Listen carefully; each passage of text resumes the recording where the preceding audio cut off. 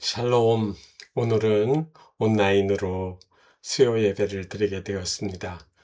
우리의 마음이 교회에 있든지 가정에 있든지 어디에 있든지 하나님을 향하여 예배하는 그런 그리스도인의 삶이 되어질 수 있기를 바랍니다.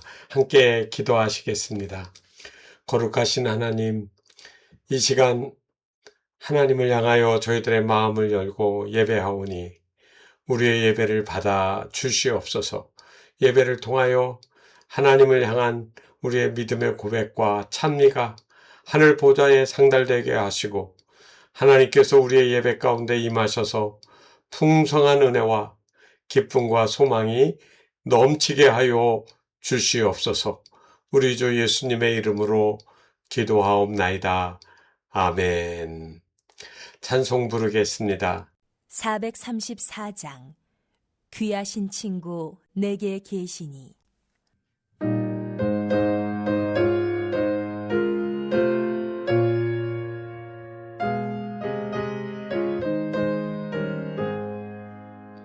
귀하신 친구 내게 계시니 나 주 안에 늘 기쁘다.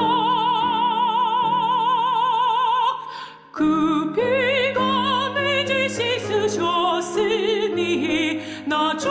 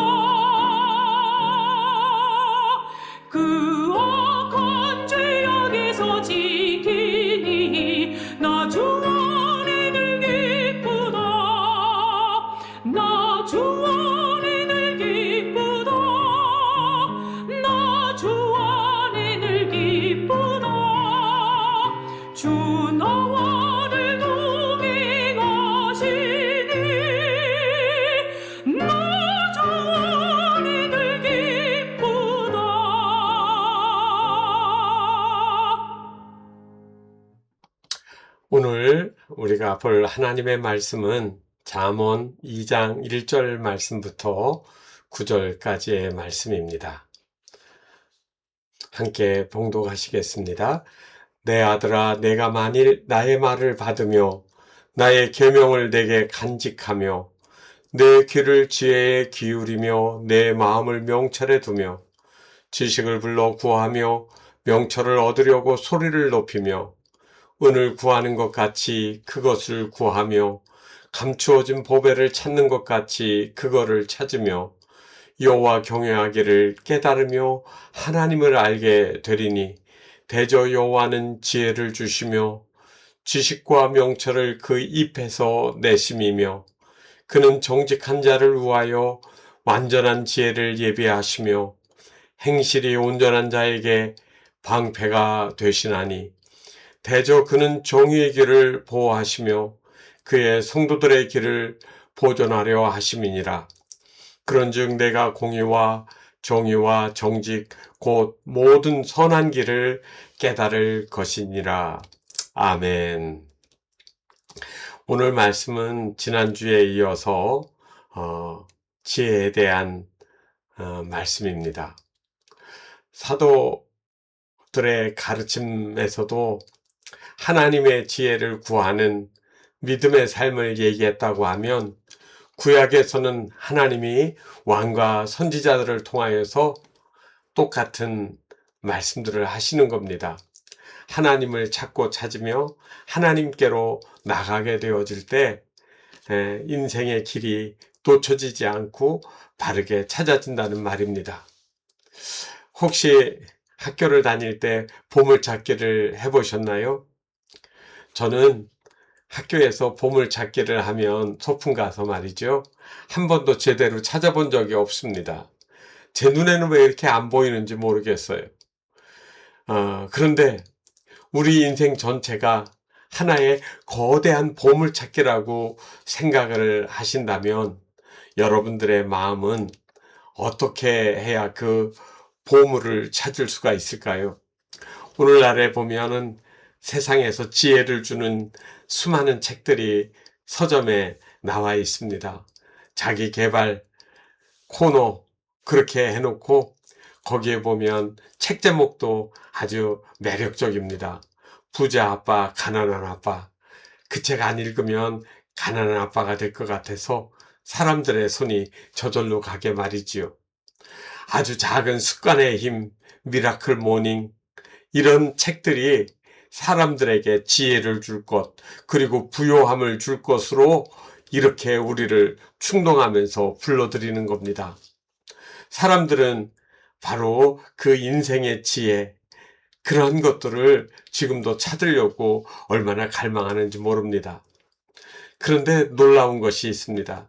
지금부터 아주 오래전 3000년 전에 이스라엘의 가장 지혜로운 왕이었던 솔로몬이 이 지혜에 대해서 가장 정확한 답을 주었다는 말입니다. 그런데도 불구하고 오늘날 사람들이 성경책을 펼쳐놓고 하나님께로부터 얻는 삶의 지혜, 영생의 길, 구원의 길, 진리의 길들을 찾지 않고 있다는 사실입니다. 사실 성경에서 보면 솔로몬 시대는 정말 역사상 가장 없었던 화려한 전성기를 누리고 있습니다. 요즘 우리 대한민국을 보면 단군 이래 최고로 부유한 전성기를 누리고 있다고 이야기하지 않습니까? 세계 경제 10대 강국 중에 하나입니다. 유럽의 독일이나 프랑스 같은 나라도 한국 사람들을 보면 선진국에서 온 사람이라고 인정해 준다는 거예요. 우리만 아니라고 이야기하지, 그 사람들은 대한민국 가면 그 나라 들어가는 것부터 모든 것들이 대우가 달라진다는 말이에요.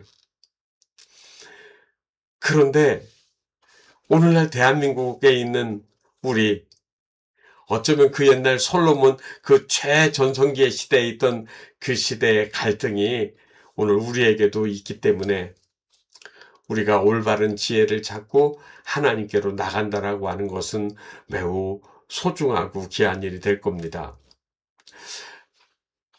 성경에 보게 되어지면 솔로몬 시대는 정말 전성기였습니다. 화려하고 그리고 크고 웅대한 그러한 건축물서부터 그리고 세계로부터 들어오는 많은 무용품들.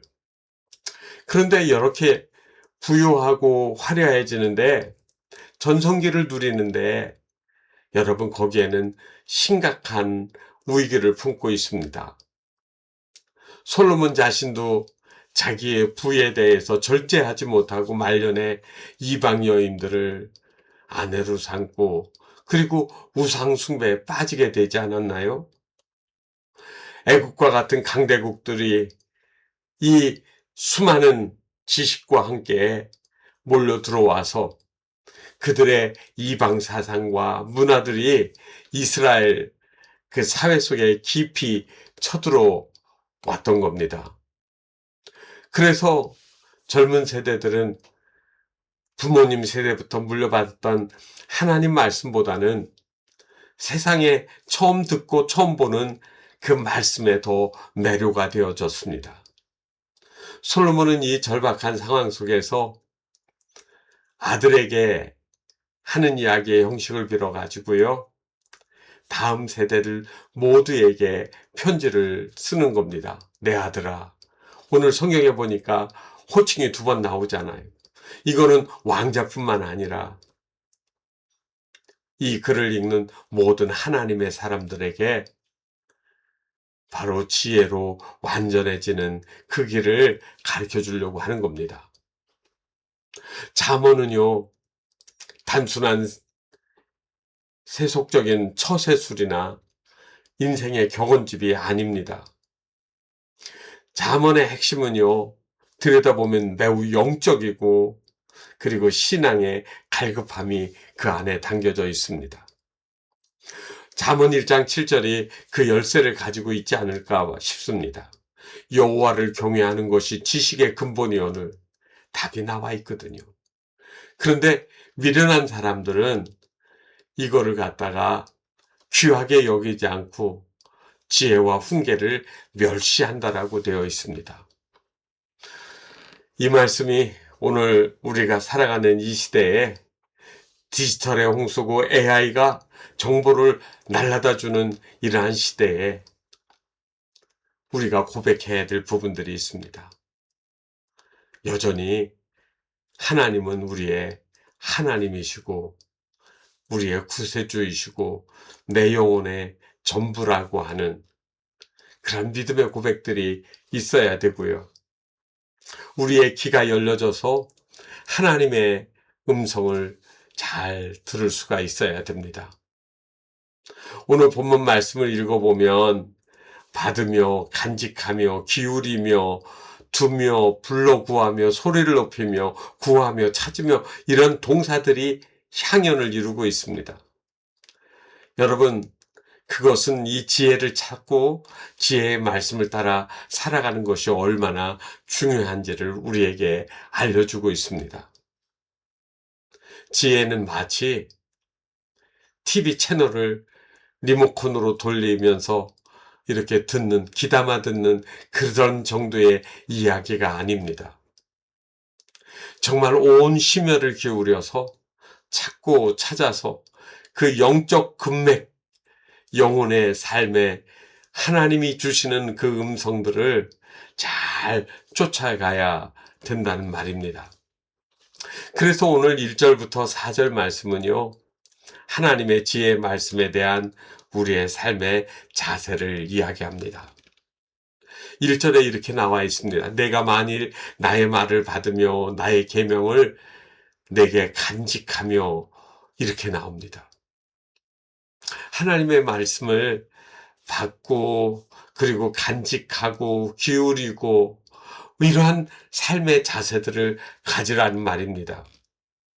오늘 본문 맨 앞에 들어오는 말씀 중에 내 아들아 해놓고 만일이라는 말이 나옵니다. 내가 만일, 여러분 조건절이잖아요. 하나님의 말씀에 대해서 내가 잘 반응하게 되어지면 여러분 그거는 어떠한 일이 되느냐면 보배를 발견한 것과 같은 일이 되어진다라고 말씀하시는 겁니다. 그래서 나의 말을 받으며 나의 계명을 간직하라고 말씀하는 거예요. 부모님들의 유언의 말씀들을 자녀들이 잘 간직합니다. 우리 교회 집사님 중에 한 분은 일찍이 아버지가 돌아가셨는데 아버지가 아들에게 2번이나 한 그 이야기, 그거를 지키기 위해서 다른 사람들은 이렇게 하는 게 좋다고 하는데 아버지가 내게 부탁하신 말씀이기 때문에 나는 세상의 이야기보다 아버지가 맡겨준 그 말씀, 부탁한 말씀을 지키겠다고 그렇게 다짐하는 모습을 보았습니다. 여러분, 마음에 간직하고 그 마음에다가 그거를 가지고 있는 것이 매우 중요한 것 아니겠습니까? 또 성경은 2절에 보니까 지혜의 기울이라고 했습니다. 뭐를요? 귀를 말이에요. 어떤 것을 들을까는 그의 인생의 삶의 결정이 되어집니다. 도둑에게 많이 들어보세요. 사기꾼에게 들어보세요. 똑같이 그렇게 됩니다. 전능하신 하나님으로부터 말씀을 들으면 하나님의 사람이 되는 겁니다. 여러분들은 교회에 오셔서 예배 드릴 때 정말 하나님의 말씀에 내 귀를 열고 그 말씀대로 그대로 잘 들으려고 마음속으로 집중하시나요? 오늘 예배 끝나면 어디에 가서 무엇을 먹을 건지, 그리고 오후에는 쇼핑을 뭐를 할 건지, 이런 잡다한 생각들을 궁리하느냐고 예배가 집중되지 않고 있다라고 하면 내 귀를 지혜에 기울이며 내 마음을 명철에 두라고 했잖아요. 듣는 귀와 마음을 하나님을 향하여서 여는 겁니다. 적어도 우리가 예배를 드리는 동안에는 하나님을 향하여서 그러한 믿음의 모습들을 가지셔야 된다는 말이에요. 그리고 여러분 3절의 말씀이 압권인데 지식을 불러 구하며 명철을 얻으려고 소리를 높이며, 여러분 지식을 불러 구하는데 소리를 높이라고 하잖아요. 여기 소리를 높인다는 말은 아주 적극적인 그런 간구를 얘기합니다. 마치 위험에 빠진 사람이 나 좀 살려달라고 하는데 속삭이듯이 얘기하는 것이 아니라 최선을 다해서 온 마음을 다해서 외치는 것 말입니다. 하나님의 지혜는 그냥 받아주면 받고 아니면 말고가 아니라는 말입니다. 은을 구하는 사람같이 4절에 그렇게 나오잖아요. 지금은 금이 더 비쌉니다. 천정부지로 올라갔지요. 그런데 그 옛날에는 은이 금보다 더 비쌀 때도 있었습니다. 그래서 성전으로 올라가는 미문에 올라가는 길에 그 40년이 넘은 세월을 안진뱅이로 구걸하던 그 거린에게 베드로와 요한이 주목하여 보다가 한 말이죠. 은과 금은 내게 없거니와 내게 있는 것 곧 나사렛 예수의 이름을 내게 준다. 나사렛 예수의 이름으로 일어나라고 말씀하시잖아요. 그런데 거기에 나온 말이 은이 더 앞에 나옵니다. 은이 값어치가 있었다는 말입니다. 은을 구하는 사람은 어떻게 할까요? 낮 12시에 적당히 나와서 나오면 나오고 아니면 많은 그런 게 아니라 남보다 더 부지런히 열심히 일어나서 그 은줄기 광석을 찾아내기 위해 가지고 땅을 파들어가는 겁니다. 힘들기도 하고 지치기도 하고 땀도 나고 그리고 먼지가 나기도 하는데 또 어떤 때는 위험한 일이 일어날 수도 있는데 그거를 감수하면서도 은을 찾는 거예요.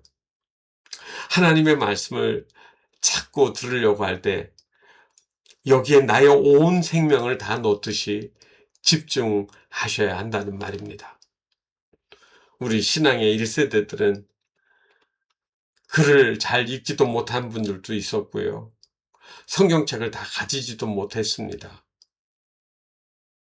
제 어렸을 적 기억에는 성경책이 요즘처럼 가죽으로 잘 만들어진 성경책이 아니고요. 글도 위에서부터 아래로 쓰여져 있고, 그리고 오래되면 다 낡아진 것. 그거 있는 사람은 그래도 괜찮아요. 없는 분들은 쪽복음이라고 하는 그러한 나누어진 작은 성경책을 가지고 다녔습니다. 그러면서도 말씀을 그렇게 사모했던 거죠. 왜 그랬을까요? 바로 그 답이 5절로부터 7절에 나옵니다. 지혜의 근원이 누구에게 있기 때문일까요? 예, 지혜는 바로 지혜의 근원이신 하나님께로부터 나오는 겁니다. 5절을 보시면 여호와 경외하기를 깨달으며 하나님을 아는 지식을 얻으리니, 그렇게 간절히 구하고 그리고 찾는 사람에게 하나님이 나타나시고 말씀하시고, 그리고 그 지혜와 생명의 말씀들을 알게 되어지는 겁니다. 우리가 살아가면서 정말 얻고 싶은 게 뭘까요? 그냥 쉬운 말로 부귀영화일까요? 대통령이 되면, 장군이 되면, 장관이 되고 국회의원이 되면 인생에 다 얻은 걸까요? 놀랍게도 그러한 것들은 다 그림자처럼 해가 지면 그림자 사라지듯이 다 사라지는 겁니다. 그런데 우리의 생명의 빛이 되시는 주님이 우리의 마음을 비춰주시면, 여러분, 우리 안에는 그 하나님으로 충만해지는 그 은혜가 우리에게 생겨나는 겁니다. 하나님을 아는 지식이라는 말은 히브리어로 닷 엘로힘 이렇게 되어 있습니다. 그러니까 닷 엘로힘이라는 말은 단순한 지적 지식을 의미하는 게 아니라 하나님을 아는, 하나님의 성품, 하나님의 생각, 하나님의 의지, 하나님의 뜻을 아는 것을 의미하는 거예요. 창세기 4장 1절에 보면 아담이 하와를 알았더니 할 때 그 안다라고 하는 거는 외모를 아는 게 아니라 하와의 마음을 아는 거죠. 그의 삶의 그 깊은 곳에서 나오는 언어들, 눈빛만 봐도 아는 것처럼 말이에요. 하나님을 아는 지식은 성경 시험을 봐서 100점 맞는 것이 아니라 그 주님과의 관계가 내가 인격적인 관계를 맺는 것을 말합니다. 6절 말씀에 보면 대저 여호와는 지혜를 주시며 지식과 명철을 그 입에서 내심이며 라고 말하고 있습니다. 왜냐하면이라는 말은 여러분 설명하는 접속사잖아요. 그런데 그 접속사에 대해서 설명을 하고 있어요. 지혜를 주시고 지식과 명철을 그 입에서 내게 해주시는 분이 하나님이기 때문이에요. 하나님을 아는 것이 지혜이고, 그리고 그 지혜이신 하나님과 나와의 관계에서 나오는 겁니다. 내가 들은 그 말을 잘 마음에 새기면 그 다음에는 그 말이 내 입에서 다른 사람에게 전달이 됩니다. 요즘에는 챗GPT, 제미나이, 클로드, 이런 인공지능들이 범람을 해서 그것이 가르쳐 주는 것이 전부인 것처럼 생각합니다. 그런데 그것도 조차도 어떤 때는 오류가 있고 틀림이 있습니다. 그러나 하나님의 말씀은 절대로 틀리지 않습니다. AI는 과거의 데이터를 학습해가지고 그거를 말해주는 거거든요. 그런데 AI가 대답 못해주는 게 있어요. 인생의 고통 속에서 내가 어떻게 소망을 품을 수 있을까 질문하면 답해 줄까요? 내가 죽을 때 무엇을 후회하지 않을 것인지를 AI는 알려주지 못합니다. 내가 인생을 마치고 하나님 나라에 갈 수 있는가를 이 AI들은 못 가르쳐 주는 거예요. 인생의 가장 근본되는 문제들은 하나님이 우리들에게 알려주실 수밖에 없습니다. 창조주 하나님만이 그 해답을 갖고 계신 것입니다. 7절 말씀을 보세요. 그가 정직한 자를 위하여 완전한 지혜를 예비하시며 행실이 온전한 자에게 방패가 되시나니. 여러분, 정직한 자와 행실이 온전한 자는요, 도덕적으로 완벽한 것을 가리키는 말이 아닙니다. 착한 사람 되는 게 아니라는 거예요. 여기 정직의 히브리어는 야사르라는데 그 말은 하나님을 향하여 방향을 가진 것을 의미합니다. 그러니까 시선이 마치 아기가 엄마가 움직이는 대로 따라가면서 쳐다보는 거예요. 저에게 손주가 생기고 나서 아이들 크는 거를 영상으로 보는데 걔들은 엄마를 향해서 늘 시선이 가 있어요. 놀면서도 자꾸 확인하고 또 확인하더라고요. 우리 인생에 있어서 우리가 수시로 그리고 계속적으로 초점을 두고 바라보고 따라가야 될 것은 우리 주님이에요. 그 주님의 말씀을 통하여서 우리는 삶의 방향이 흐트러지지 않고 살아갈 수가 있습니다. 예배가 소중합니다. 주일 예배, 수요 예배, 그리고 저는 새벽 기도회라고 안 하고 새벽도 예배로 저렇게 표현합니다. 우리는 매일매일 예배 가운데 살아야 됩니다. 하나님을 향하여서 내 삶의 방향이 흐트러지지 않도록 말이죠. 19세기 영국의 철학자 존 스튜어트 밀이라는 학자를 여러분 아시죠? 이 사람은 평생 하나님을 믿지 않았어요. 부정했다고요. 그리고 공리주의 철학을 발전시켰던 사람입니다. 어쩌면 그 시대의 가장 탁월한 지성인 중에 한 명이었습니다. 그런데 그의 말년에 그는 극심한 공허감, 우울증에 빠져서 고통스럽게 세상을 떠났습니다. 우리나라에도 이어룡 교수님, 제가 이야기를 여러 번 한 적이 있었는데 그분도 젊어서는 정말 한국의 지성이라 불리며 그의 평론은 타의 초종을 불허할 정도로 뛰어났습니다. 그런데 그 탁월한 식견과 지식을 가지고 많은 사람들에게 하나님의 존재를 부정하고 아예 그 이야기하는 사람을 상대조차 하지 않았습니다.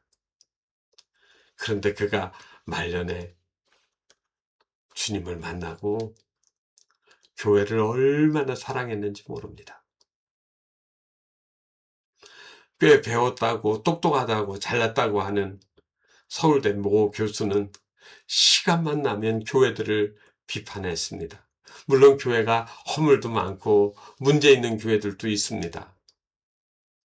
그러나 교회를 사랑하고 품고 기도하고 그리고 교회를 그리스도의 몸으로 아껴야 되는데 말이죠. 이어령 교수님은 바로 그거를 했습니다. 자기의 눈에도 잘못된 게 많지만 그러나 교회에 대한 애정이 있고 사랑이 있다라고 그분이 말씀하시더라고요. 여러분, 하나님의 말씀이 이 교회를 통하여서 우리의 심령에 흘러 들어올 때 우리는 생명이신 주님을 삶 속에서 만나게 되고 동행하게 되어지고 주님과 함께 천국까지 가게 되어지는 겁니다. 그리고 이제 말씀의 8절과 9절을 보면 지혜의 열매는 삶의 모든 길을 분별할 수 있게 한다라고 말합니다. 8절과 9절을 볼까요? 대저 그가 정의의 길을 보호하시며 그의 성도들의 길을 보존하려 하심이니라. 그리한즉 내가 공의와 정의와 정직 곧 모든 선한 길을 깨달으리라. 이렇게 말씀했습니다. 여러분, 지혜를 따라서 살면 정의의 길을 가게 되고요. 그리고 그 길을 갈 때 하나님이 보호해 주신다고 이야기합니다. 여기에서 보호라는 말은 히브리에서는 나찰이라는 말인데 이걸 누구한테 썼느냐면 파수꾼이 성벽을 지키고 있는 모습을 가지고 보호한다 이런 표현을 썼습니다. 사람은 자기 자신을 다 못 지킵니다. 어딘가 구멍이 있습니다. 어딘가 막을 수 없는 허점들이 있다는 거예요. 그런데 하나님이 우리를 지켜주신다고 하면 그거보다 더 소중하고 귀한 일이 또 어디 있겠습니까? 하나님의 지혜 안에 거하는 자는 바로 보호와 보존, 이 두 가지의 은혜를 우리가 받게 되어지는 겁니다. 그러하게 될 때 공의와 정의와 정직, 곧 모든 선한 길을 깨닫게 된다라고 이야기했습니다. 지혜의 최종 열매가 뭘까요? 공의와 정의와 그리고 정직이에요. 이 세 단어는 히브리어로 각각 체데크, 미시파트, 메사람 이런 뜻입니다. 한결같이 다 이거는 하나님의 성품을 나타내는 속성들입니다. 다시 말하면 하나님의 성품을 아는 거예요. 하나님과 관계가 닮아가게 되어지는 것을 의미합니다. 직장에서 부당한 일을 당했을 때, 부당한 일을 하는 것을 목격했을 때 우리 어떻게 해야 될까? 불법적이지만 관행적으로 해오던 일을 나만 안 하면 손해인상의 상황에서 나도 같이 해야 될까? 편법을 쓰면 빠르게 더 성공하고 승진할 수 있는데 편법을 써야 될까 말까? 수많은 일들이 우리 앞에 다가옵니다. 그럴 때 갈등이 생기게 되어지고 어떻게 해야 될지를 모를 때가 있습니다. 사실 저는 그러한 거를 이렇게 하라고 이야기 다 해줄 수가 없습니다. 어떤 때는 저에게 말씀 안 하시기도 하고요. 혼자서 고민하고 갈등하실 때가 많지요. 그렇지만 여러분, 하나님의 말씀을 가까이 하고 결정하시게 되어지면 세상 사람들이 깜짝 놀랄 일들을 우리가 결정하고 따라가게 되어진다는 말입니다. 하나님의 말씀은 내 삶의 지혜일 뿐만 아니라 길이고 방향이고 목적이 되어지는 겁니다. 오늘 우리는 잠언 2장 1절에서 9절 말씀을 통하여서 세 가지 소중한 진리를 함께 나누었습니다. 지혜는 얻어지면 얻고 아니면 말고가 아니라 금을 캐듯이 은을 캐듯이 아주 갈망하는 마음으로 주님 저에게 말씀해 주십시오 라고 찾아야 된다는 말이에요. 매달려야 되는 거예요. 그러면 지혜의 원천이 하나님이신 것을 알게 되어집니다. 거기에서 수많은 생명의 말씀들을 접하게 되어지는 거죠. 그렇게 하게 되면 그 생명의 말씀은 내 인생의 나침판이 되어집니다. 깜깜하고 방향을 잃어버리고 어디가 어딘지 분별할 수 없을 때 나침반을 켜들면 그 나침반의 바늘이 항상 북쪽을 가리키니까 내가 가야 될 곳을 잃어버리지 않고 찾아가게 되어진다는 말입니다. 하나님 말씀을 가까이 하십시오. 완전한 지혜를 찾으시기를 바랍니다. 지혜가 되어주시는 하나님이 우리와 함께 하셔서 생명의 길로, 진리의 길로 우리를 인도하실 줄 믿습니다. 기도하겠습니다.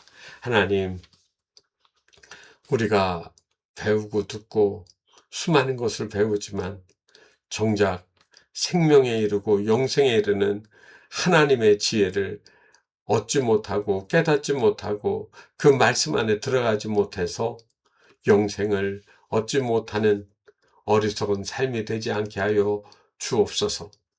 우리를 영생의 길로 인도할 뿐만 아니라 매일의 삶에서 하나님이 말씀하시는 대로 순종하며 따라갈 수 있는 삶의 지혜를 저희들이 또한 터득하게 하여 주시옵소서. 방황하고 근심하고 염려하는 이들에게 하나님의 말씀이, 지혜의 말씀이, 생명의 말씀이 위로가 되고 힘이 되고 길이 되어지는 놀라운 것들을 체험할 수 있도록 은혜 베풀어 주시옵소서. 우리 주 예수님의 이름으로 기도하옵나이다. 아멘.